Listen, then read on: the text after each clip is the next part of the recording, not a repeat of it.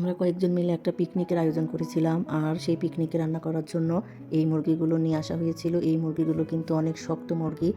শক্ত হলেও এই মুরগিগুলো খেতে কিন্তু অসম্ভব মজা, একদম দেশি মুরগির মতো।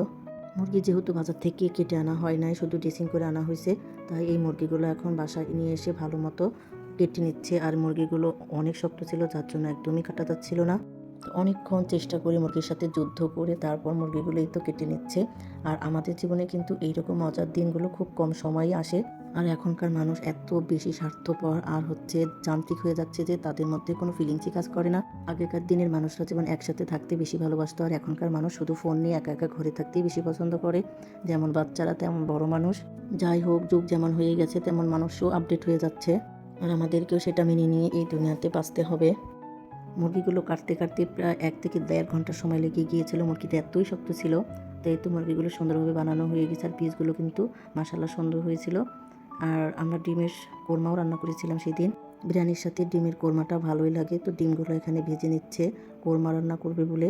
এটা কিন্তু অনেক বেশি শক্ত করে ভাজা হয় না, শক্ত করে ভাজলে আর ভালো লাগে না। তো এখানে মশলাগুলো দিয়ে সব সুন্দরভাবে কষিয়ে নিচ্ছে। মশলা রেডি থাকতে ডিমের কোরমা রান্না করতে অতটাও বেশি সময় লাগে না, খুব তাড়াতাড়ি হয়ে যায়। এখানে সবগুলো মশলা সুন্দরভাবে কষিয়ে নিয়ে ডিমগুলো দিয়ে দেবে, আর তাড়াতাড়ি রান্না করা হয়ে যাবে।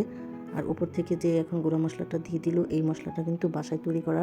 এই মশলাটা দেওয়ার কারণে ডিমের এই কোরমাটা কিন্তু আরও অনেক বেশি মজা হয়েছিল। আর এই মশলাটা বাসায় তৈরি করা হয় অনেকগুলো মশলা দিয়ে। প্রথমে অনেকগুলো মশলা কিনে তারপরে পরিমাণ মতো একসঙ্গে নিয়ে তারপর ভাজা হয়, আর ভাজার পরে ব্লেন্ডার করে গুঁড়ো করে রাখা হয়। যে কোনো বড় মাছ, মাংস, তারপরে বিরিয়ানি, এগুলোতে এই একই মশলা ব্যবহার করা হয়, আর রান্নাগুলো অনেক মজা হয়।